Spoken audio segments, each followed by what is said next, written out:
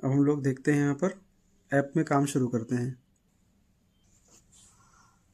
Login करने के बाद जो आपका पेज ओपन हुआ है, इसमें आप देख सकते हैं यहाँ पे लोकेशन का विवरण दिया हुआ है। आपको जो 2 HLBs अलॉटेड हैं वो नंबर दिख रहा है, और राज्य का नाम, ज़िले का नाम, तहसील का नाम, गांव या नगर का नाम, और वार्ड या फिर मकान सूचीकरण ब्लॉक नंबर। तो यही आपके अपॉइंटमेंट लेटर में भी लिखा होगा। आप वहाँ से इसका मिलान कर सकते हैं, तभी आप आगे काम शुरू करिएगा।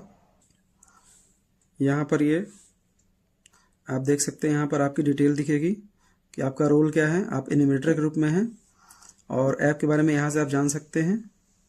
यहाँ पर डिटेल दिया हुआ है, और इसके अलावा आप यहाँ पे पासवर्ड बदल सकते हैं अगर चाहें तो।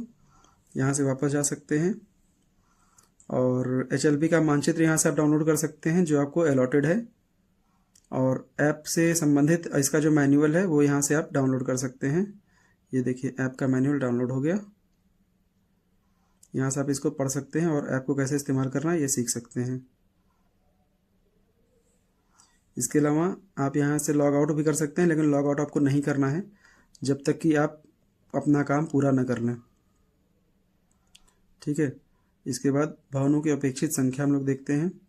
यहाँ पर लगभग हम 170 डाल देते हैं, और जनगणना मकानों की संख्या लगभग हम 230 के आसपास डाल देते हैं। ठीक है।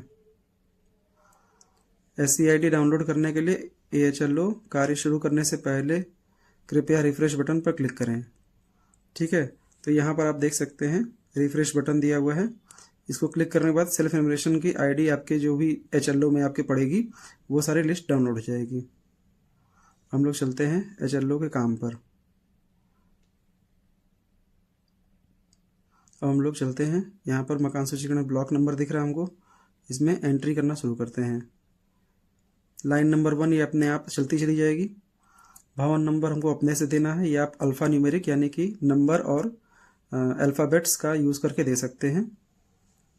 तो हम नंबर एंटर करते हैं, यहाँ पर मान लेते हैं 1 एंटर कर देते हैं, और जनगणना मकान नंबर डाल देंगे न्यू, ये अपने से ले लेगा। अगले सवाल पे चलते हैं हम लोग। क्या आप SCID के साथ जारी रखना चाहते हैं? इस बार सरकार ने जो SCID जनरेट करने का सिस्टम दिया है सेल्फ इन्यूमरेशन का, उसके थ्रू अगर आप किसी परिवार में जाएंगे, सबसे पहले वो ये पूछेगा कि सेल्फ इन्यूमरेशन आपने किया है या नहीं। तो अगर परिवार ने किया होगा तो उसके पास सेल्फ इन्यूमरेशन ID होगी, और यहाँ पर अगर आप हाँ करेंगे तो वो सेल्फ इन्यूमरेशन ID आपको डालनी पड़ेगी, और उसके बाद उस परिवार का पूरा डेटा आ जाएगा, जिसको कि आप पढ़ करके परिवार को सुनाएंगे, और अगर वो संतुष्ट होते हैं तो आप उनसे कुछ और सवाल पूछ करके उस परिवार की एंट्री पूरी करेंगे। और अगर उन्होंने सेल्फ इन्फॉर्मेशन नहीं किया होगा तो आप उन यहाँ पर नहीं का चयन करेंगे और सभी सवालों को शुरू से भरना शुरू करेंगे। यहाँ पर देख रहे हैं सबसे पहला सवाल जो हमारे पास आ रहा है, जनगणना मकान के फर्श में प्रयुक्त प्रमुख सामग्री। इसमें देख सकते हैं ऑप्शंस है मिट्टी, लकड़ी या बांस, पक्की ईंट, पत्थर, सीमेंट, मोज़ेक फर्श की टाइल, या फिर कोई अन्य।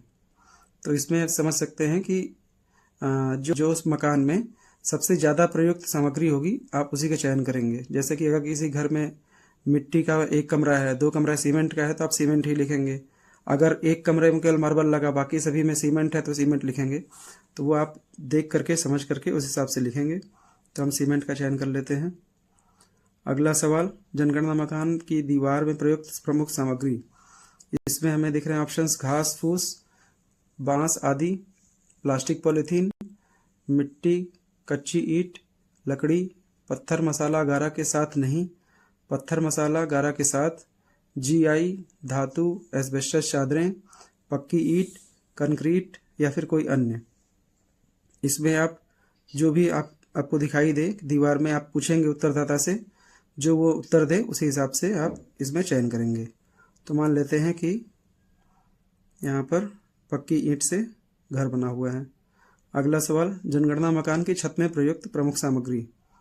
घास फूस, बांस, लकड़ी, मिट्टी आदि, प्लास्टिक पॉलीथीन, हस्त निर्मित टाइल्स, मशीन निर्मित टाइल्स, पक्की ईंट, पत्थर, स्लेट, GI, धातु, एस्बेस्टस चादरें, कंक्रीट, या फिर कोई अन्य। इसमें भी आप जो प्रयुक्त हुई है सामग्री छत बनाने में, आप उसका यहाँ पे चयन करेंगे। ले लेते हैं हम लोग कंक्रीट।